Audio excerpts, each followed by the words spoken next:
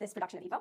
Really nice. Did you have one? Yeah, I was going to add something we kind of argued with but the fact that oxygen levels are used as a regulating mechanism for the enzyme hydroxylase to be able to know when to expose a condition of degradation. Yeah, exactly. So using actually sensing oxygen, right, which is the thing that you're wanting to kind of respond to here, right, is to decrease oxygen levels, that you have an enzyme that's actually sensing those oxygen levels directly and then conditionally degrade or activating the stick diagram or not. Yeah. What else?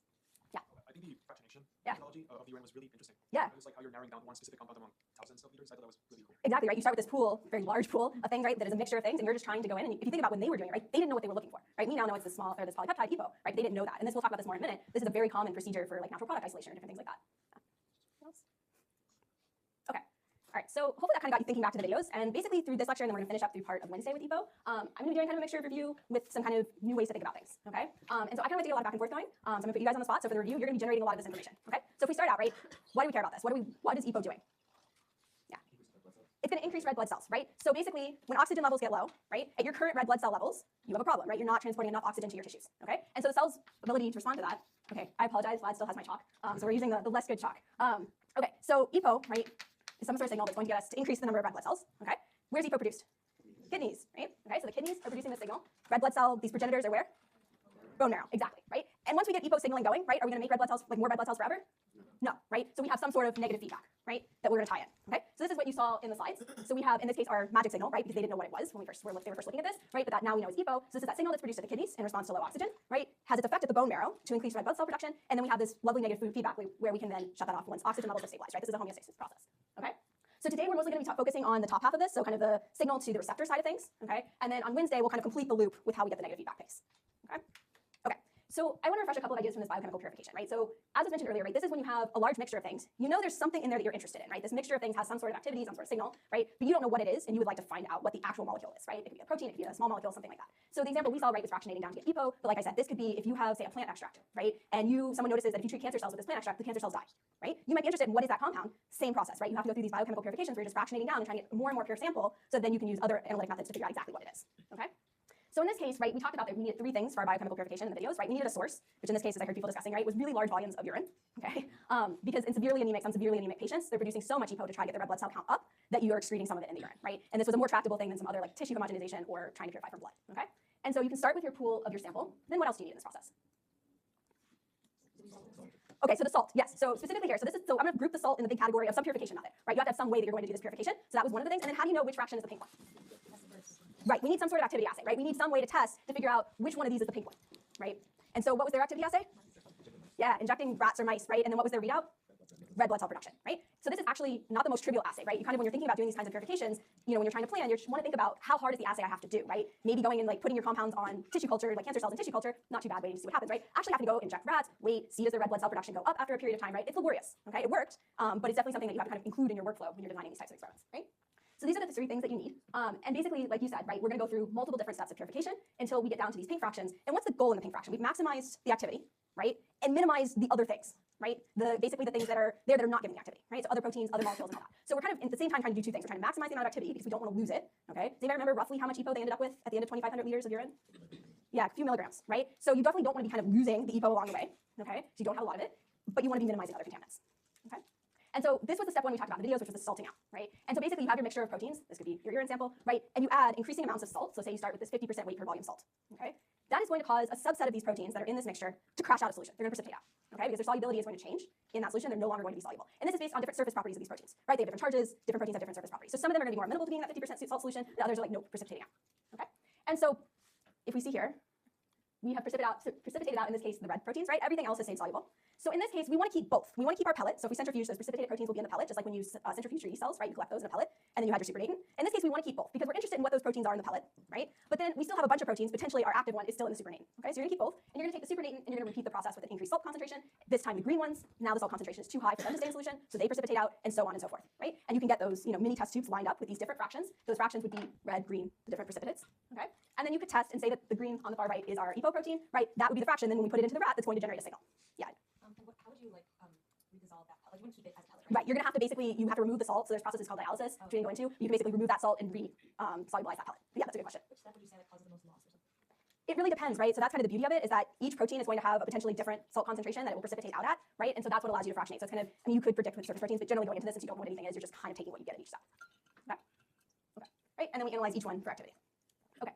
So that led to this table, right? So this was the actual data table from Eating Goldwasser's purification of EPO, okay? And so these were the different fractions from the salting out. So we had 50%, 65%, 75%, 90%, okay? And this was like original. So this would be like the urine sample pre-doing anything. And we have a couple of categories here, right? So we have activity. So what was activity? Not a fair question. Yeah, red blood cell production, right? So that column of activity is just basically some arbitrary units of how much red blood cell production did we get when we injected this into rats, right? And so this is corresponding to basically the total amount of EPO that was in that urine, right? And what is A? So what is this column? Total protein abundance, right? So this is absorbance, okay, at some wavelength, right? This is analogous to taking OD600, you get an absorbance at the OD600 wavelength, right? Amount of particles. So this is similar, but this is, you're looking for generally like amino acids at benzene rings will give activity at the UV range, but it's a total protein count, right? So this is the amount of protein that was in, and you can see each fraction has a different amount of activity related to total protein, okay? And so one of your quiz questions was, what is the peak fraction with the highest fold purification? Yeah. Yeah, so that's a good question. So basically we've added in salts, like ammonium sulfate or something, into the solution, such that it's 50% of the solution by weight per volume. Okay, so 50% of that solution is salt at this point. Okay. So is there a reason why when you add more salt, there's less total protein? Yeah, so you might imagine that it could change, but like what this is telling you is that the vast majority of the proteins became insoluble at, a large percentage of them at the 50%. So they all crashed out at that point, right? And there was some subset, half-ish, remaining, right? And each increasing one, you crashed those out. Does that make sense? So for example, the 5%, that is the amount of protein that is in that precipitated out or that remained in the Precipitated out. Yeah. So the ones you collected in that fraction that were pelleted. Yeah. Okay. Okay. So, right, these are just 4 options. So I want you to take a few minutes and think back to what you put for your quiz question, discuss with your neighbors, and then we'll talk about which one of these is the best choice. Okay?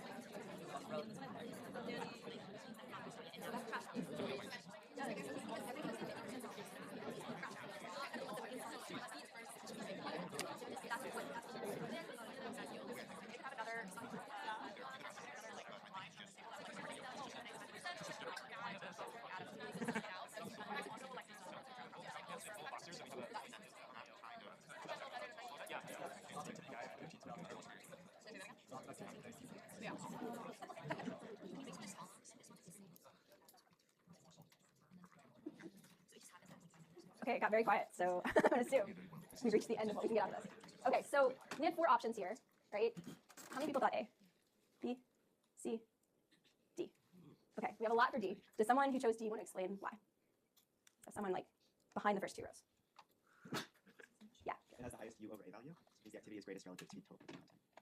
Yes, so you were looking at this number here, right? And so that's saying it had the highest activity compared to protein, right? Which is good. That's one of the things we're looking for here, right? Is we want to maximize our kind of yield to protein, right? We don't want a lot of contaminant, we want a lot of the activity, okay? But for fold purification, we want to compare back to what?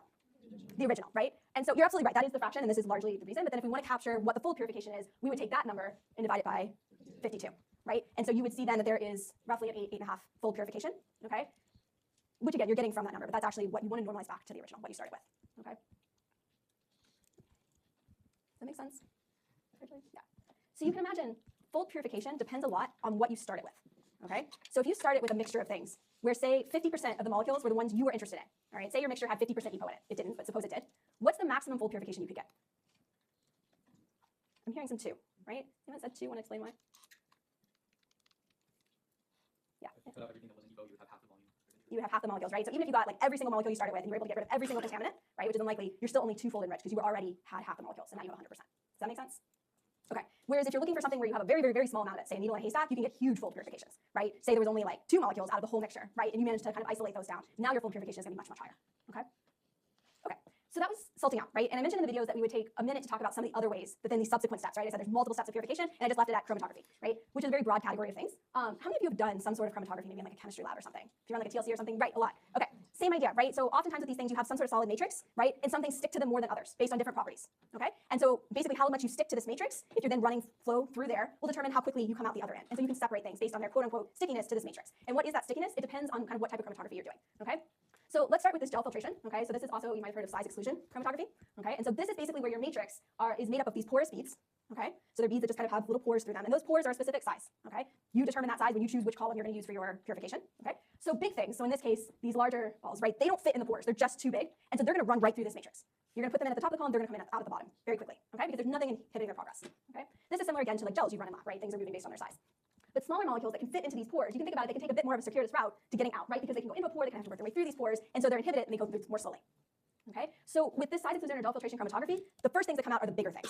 Okay? So that's a little bit opposite to what you've thought about with like your SDS page gels or if you run a DNA gel, right? The things we've seen at the bottom tend to be the smaller things because they can go through the matrix faster. This is the flip. Smaller things get slowed down because they can interact more with this matrix in these small pores. That make sense? Okay? So this is like this is another step that you could run it through. You could collect different fractions, right? And now you've done another kind of purification. You can figure out which one of those fractions potentially has the most depot in it. Okay?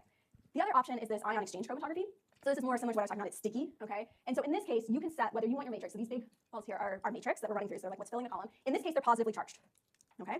So you can imagine as you're running your proteins through, or whatever you're wanting to separate, anything that is negatively charged is going to have an electrostatic interaction with that material, right? The positively charged things are just going to flow through more quickly, okay? So now you're kind of separating things based on their charge, their affinity for this material here. You can imagine if this matrix were negatively charged, then that would be flipped, right? And so this might have heard of, and I think you'll see on your problem set or seeing your problem set would be like a cation exchange or an anion exchange column, okay? And that's just setting the matrix. Yeah. What if a molecule is uncharged for? It's going to go through as well pretty quickly. How would you know though that like you have something that's uncharged in your solution? Yeah, so that's the beauty. You don't really have to, right, for these things. That like you don't really. I mean, if you're purifying, you know, then you would maybe make a choice, right? But you can also go into this somewhat blind and not know what it is, and you'll just collect fractions at the end. And like if you have something that's not charged or is positively charged, then you're gonna have to do some other sort of purification on that. You weren't kind of successful at separating those things out, right? And that's why you might have to do multiple different purification steps. Okay. Yeah. That just relates, that was relates to the previous one. So Yeah. if it was like non-polar, does the solvent flow matter for like pushing it through the column? So it does. So it depends on the technique you're doing, right? So you have like things like high pressure liquid chromatography, those types of things where like the flow can help push things through, okay? And there are different things for non-polar. You can imagine non-polar things are not going to move well. So you can use different columns if you're trying to you can have a non-polar column and then the polar things will run through, okay? So there's just a lot of different options, okay, of what you can do here. And then there's basically one other option is this kind of isoelectric focusing, which we're not going to talk about very much, but relates to the isoelectric point of a protein. Do you know what the isoelectric point is? Yeah. The pH at which there's no net. Yeah, the pH at which there's no net charge, okay? So, right, you can imagine, we've learned lysine, right, positively charged. We've learned things like aspartic acid, glutamic acid, negatively charged. That is dependent on the pH, right? That's because at physiological pH, that is predominantly true, right? But you can imagine you can change the pH if you've heard about things like the pKa, which is basically what sets like how acidic that proton is. If you change that pH, you can change the charge state of the protein, okay? And so a particular protein is going to have, you know, each protein is going to have a different kind of combination of exposed residues that can be charged, and so they might have different pHs at which that net charge becomes 0, okay? Okay, so these are some of the other tools that you can use in addition to the salting out. So this was another part of the videos that we thought about. So we were thinking about, right, now we've kind of found EPO, right? We've isolated EPO, but now we're interested in how does EPO have its effect at the red blood cells, right? How does it actually stimulate these red blood cell progenitor cells to make more red blood cells, okay? And so that's going to involve a receptor, right? You have to detect the signal somehow, all right? So these red blood cells, these progenitor cells are going to have this EPO-R receptor, right? And that receptor and ligand are going to interact in a way that is characteristic of ligand-receptor interactions in general, right? So you basically have this equilibrium where you have the ligand and the receptor free, right? In equilibrium with a bound form, and that's that LR on the right-hand side of that, right? And there's some rate constant for on, RK on, and there's some rate constant for off, RK off, right? And basically, if we increase the ligand concentration, we can see, we start basically, you can kind of think about moving towards saturation of the receptor. Okay, so we get this increase. And we can see that here. So this comes from if you just draw out the equilibrium, the association rate, and the dissociation rate, which we did in the video, right? We did some rearranging to get to this equation. Okay. And KD, what is KD?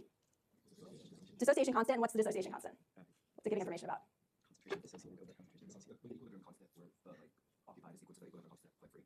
Yes. So right, when we set those, when we're at equilibrium, basically we have K on ligand receptor, right? It's going to equal K off LR, right? At equilibrium, the rates, these two should be equal, okay? And so you can rearrange this to have K off over K on, right? And basically our ligand receptor over, our free over that. We can just rearrange those, and that's our KD. Okay? It's 1 over the KEQ that you've seen before, okay? And so if we rearrange, we can get to this relationship. And basically what this is saying is, this is the percent occupied of our receptor, right? This is how much ligand receptor, how much receptor is bound to ligand out of how much receptor is available total, okay? And we had this relationship that we talked about in the video, that around the KD, right? So for EPO, the KD is this 10 to the minus 10th, that around the KD, we can get sharp changes, and the KD basically, when the ligand concentration is equal to the KD, what happens to the receptor bound percentage? It's half, right? So basically, if these two are equal, 1 plus 1 is 2, right? So the receptor bound out of receptor total is equal to 1/2, okay? And we can kind of see over here that when we're around the KD, right, when we have ligand concentrations around the KD, we're kind of in this sharply changing region of the graph, okay? And we're gonna talk about that in a second. But you had this quiz question of what percent of this limiting EPO receptor is occupied at different concentrations, right? And so I gave you 5 different concentrations to think about. We just did the first one, right? And I want you to spend a couple minutes talking to your neighbors about what would be true for the other 4, okay? What percent of the receptors is occupied?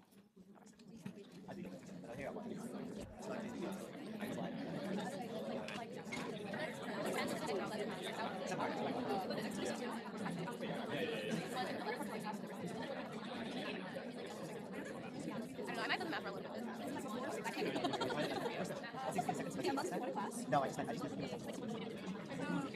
I see.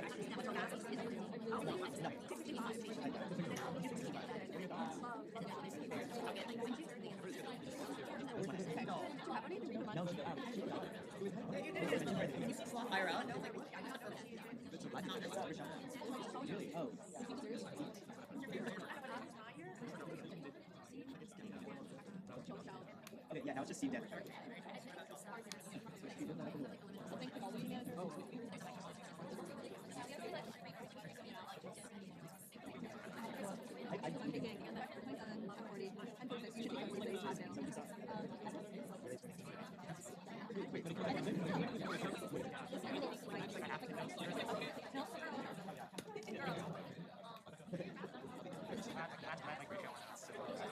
Sections where you're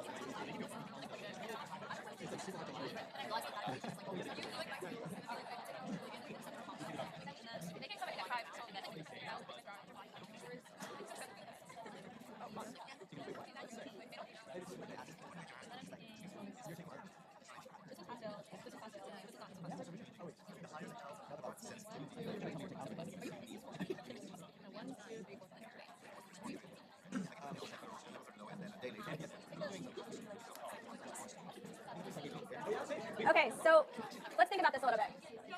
Okay, so what are people thinking if we're going basically, our concentration is going below the KD? What's going to happen there? What was it? Low occupancy? What did you get for 10 to the minus 11 for percentage? Or 9, yeah, right? It's not responding. Ah. There we go. Okay, right? So when we're going to concentrations below, right, so smaller concentrations, we are rapidly dropping our occupancy, okay? And to find that, right, you just are going to plug in 10 to the minus 11 for there, 10 to the minus 10 for there, and calculate out, okay? And what's happening when we're going higher, above the KD? The occupancy is going up, right? Is it as big of a fold change? No, right? So basically going from 10 to the minus 10 to 10 to the minus 12, what was my fold change in occupancy? 50, right? We're basically going from 50% occupied to 1% occupied, right? But going from basically 10 to the minus 10 to 10 to the minus 8, right? We are going to 50 to 99. And that's a much lower fold change, okay? And if you look at the graph, it makes some sense, right? Because if we are below the KD in concentration, we are kind of the steepest part of this curve, right? So changes below there are going to have very significant impacts on how much of this receptor is bound, right? As we start moving above the KD, we're starting to get into the regions where it starts to flatten out a bit, okay? It's going to eventually asymptote up there, and so we don't get as significant changes, okay? So where is this kind of system the most sensitive, above or below the KD? Below, right? And so as a system, right, if we were going to design a system, right, obviously this was not designed, but if we were going to design a system that we want it to be the most sensitive to changes, we would like our concentration, our kind of working concentration of ligand to be kind of in that right below that KD, right? Because then small changes in, say, EPO concentration are going to have a very large impact on changes in EPO receptor binding. Does that make sense? Okay, so that's kind of this area where they're most sensitive. Okay. And we're not going to kind of spend much time with this, but it was mentioned in the videos, and it's kind of an important thing to keep in mind, is that when you see these graphs, you can go online, right, you're going to see these are receptor ligand binding relationships, right? But basically, these are depending on the fact that the EPO-R concentration in these experiments is limiting, okay? That basically there's a lot more EPO than there is receptor, and this relationship holds, okay? And that's because we're depending, this here is what concentration of ligand? Equilibrium. It's in equilibrium, right? Because it came from here, right? So this is the equilibrium concentration of ligand. But when we're looking at these graphs, we're really talking about how much ligand we put into the system, because this graph is like how much ligand we're putting in. It's kind of just an unfortunate thing that the notation is the same, okay? But when EPO-R is very, very small, basically the amount of ligand total and the amount of ligand bound are basically free and total are the same. Sorry, I misspoke. So this is free, equilibrium, right? You can kind of think about it. If you have one receptor and you have 100 molecules of EPO, right?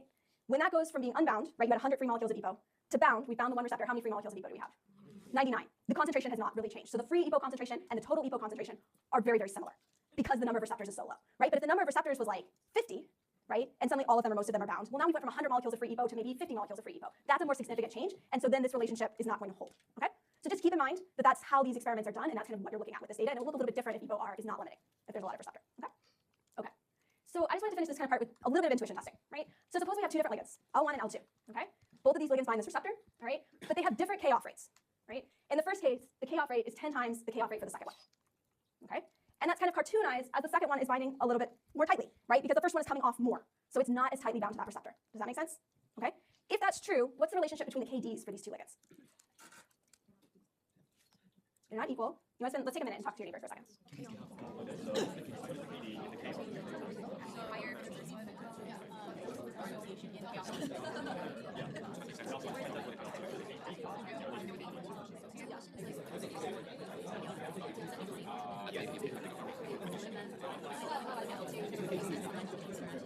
Yeah, so when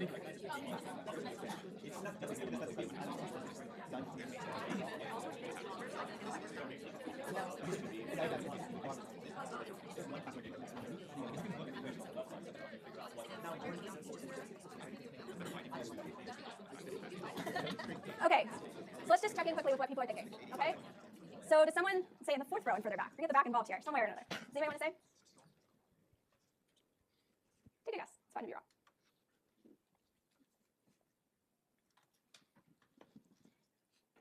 Do you think it's going to stay the same? Like, do you think the KDs are the same? No, okay. What fold difference do you think they're going to be?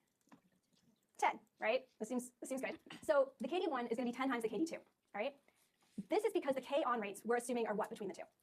Equal, right? If we're assuming the K on rates between the two are equal, then this relationship makes sense, okay? Because KD right is K off over K on, okay? It's reasonable, this is an assumption that's reasonable to make because the K on rates for most of these types of processes are diffusion limited, okay? And so there is a diffusion limited on rate. Like basically you can bind, how fast you can bind or your rate of binding is going to be dependent on basically how molecules are fusing and hitting that receptor, okay? So we can kind of say that the K on rates are going to be the same in these different cases, okay? So that's kind of a baseline assumption we're making here, right? You can imagine there are instances where that might not be true, but it's a reasonable assumption to make, okay? So if a ligand has a lower KD than another, okay, the KD is smaller, it binds more or less tightly. I'm hearing some disagreement. This is great, right? This is the type of intuition we want to build, right? So small KD, okay, hold on, guys. So small KD, that means that we basically are binding more tightly, okay? So, and we can kind of see that, right? We kind of thought that this one was binding more tightly, and this one, the KD is 10 times bigger, okay? Okay, and just again to visually show this, that in these two cases, right, we're going to need 10 times as much free ligand 1 to get 50% occupancy compared to free ligand 2, okay? Because ligand 2 interacts more strongly. Okay, yeah? Sorry, can you explain why? Like, I thought that it's K on over K off, right? Is equal to KD. It's K off over K on. Okay. Yeah, so that's a great point to make, right? So when you're thinking, you may have learned, spent more time thinking about KEQ, okay? And in KEQ, it's K on over K off, okay? But KD is 1 over kind of our normal KEQ, okay? Because it's the dissociation. Yeah, that's great. Okay. Right? So this is the kind of intuition and the kind of things to get comfortable thinking about, right? Like comparing KDs, thinking about what percentage of your receptors are going to be bound at different concentrations of ligand, okay?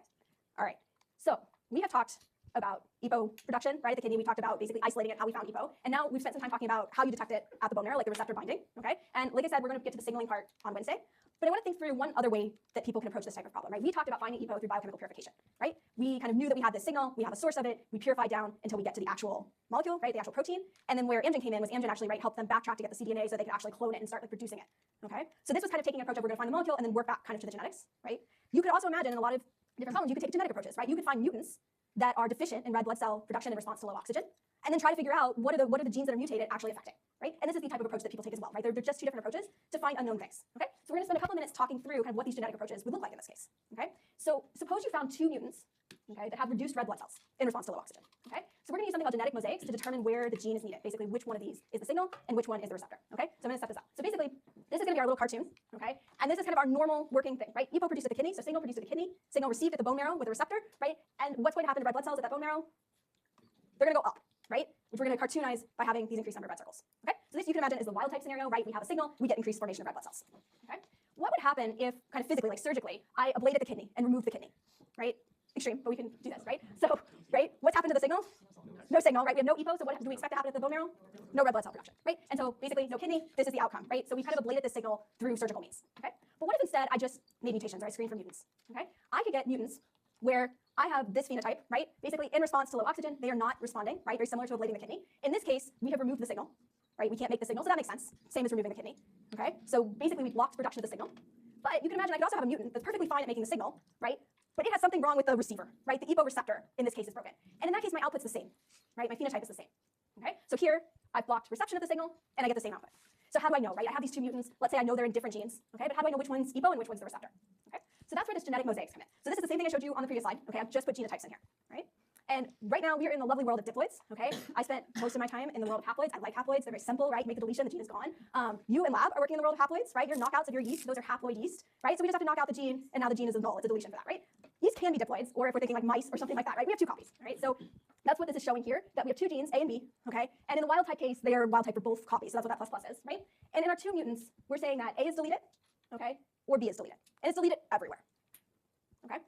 But again, we decided that this doesn't actually tell us much, okay? And so this is where we're going to use something called genetic mosaics. So this is pretty cool in that we can make these deletions be tissue specific, right, in a specific region, okay? So you can imagine, in example 4 up here, we have deleted gene A, but only in the kidneys, okay? It is wild type for gene A at the bone marrow, and we've done nothing to gene B, Okay? We have a case where now we have deleted gene A, but only in the bone marrow. Okay? And we can do the same thing with B, right? We can delete it specifically in the kidney or specifically in the bone marrow. Okay? And for all of these, right, we're more interested in homozygous solutions. So we deleted both copies. Okay? All right, so I want you, these are the two possibilities, right? That gene A could be the signal, EPO, right? And gene B could be EPO-R, the receptor, or gene A could be the receptor and gene B could be the signal. Any questions about the setup? Good? Okay, I want you to take about 5 minutes and discuss with your neighbor of which one you think it is, right? A or B, and why. Okay? So I'm gonna ask you guys to explain using the different mosaics. All right.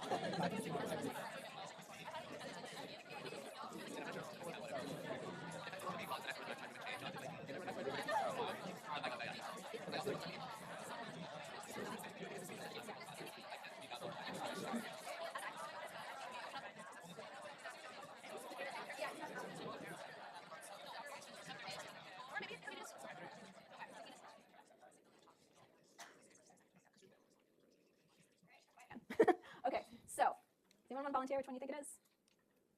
First off, how many people think it's A? How many people think it's B? Okay, we've got a consensus around B. So this should be much less scary of explaining your reasoning because you know your reasoning is probably correct, right? You got to the correct outcome. So let's see if we can get someone to volunteer. What your thought process was. Yeah, go for it. I said it would be because in number 4, when you remove A from the kidney, you still have signal because you still see the red blood cells in the marrow, meaning A must be the receptor and not the signal. And then also in 7, when you remove B from the marrow, you also still see the red blood cells, meaning it must not be the receptor. Great, yeah, perfect. So just to summarize, right, you were looking at the ones that generate the wild type scenario, right? So you're saying that in 4, that if we get rid of A in the kidney, we have no impact, right?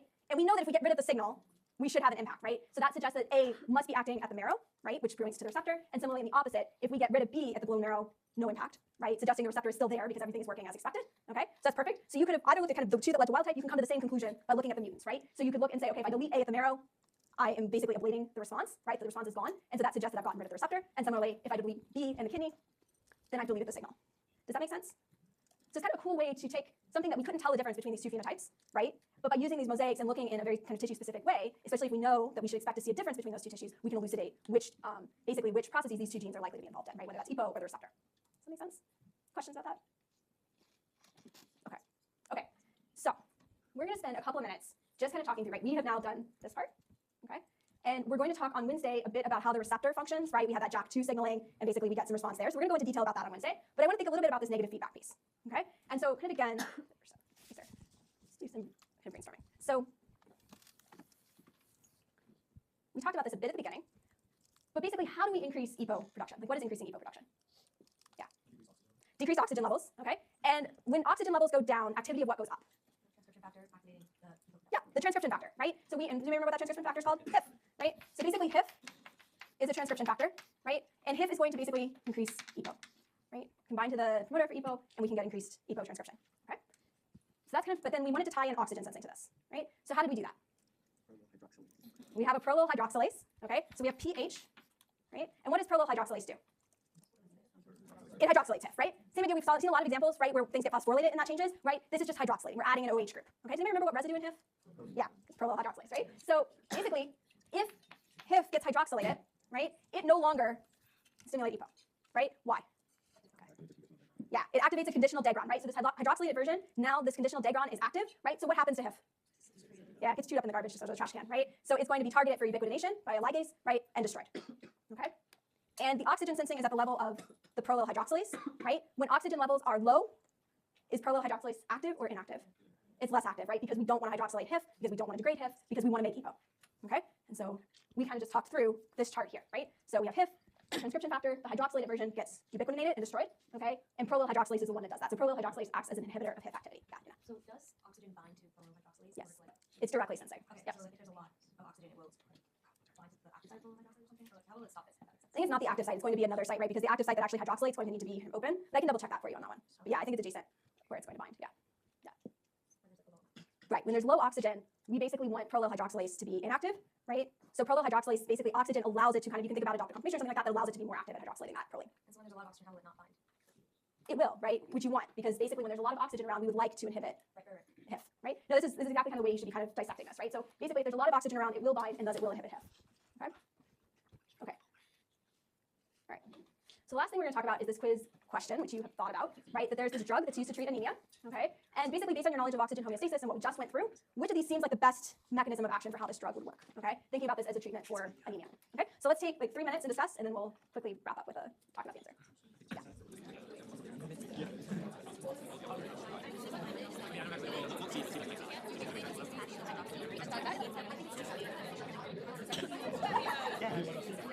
All the other stuff would be like preventing.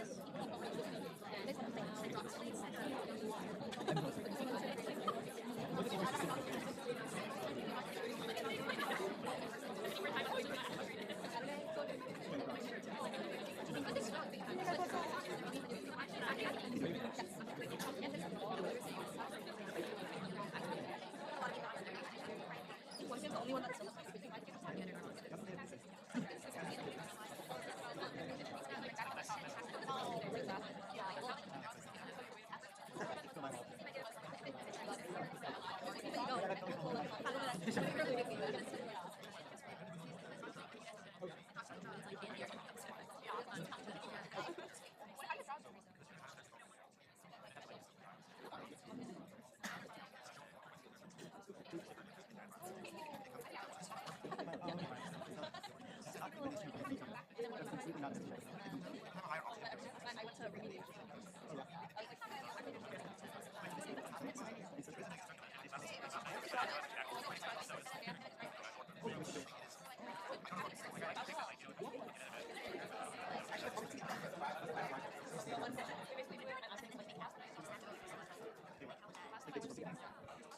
Okay, so we've got a couple minutes left, so let's just think about this quickly. How many people thought A?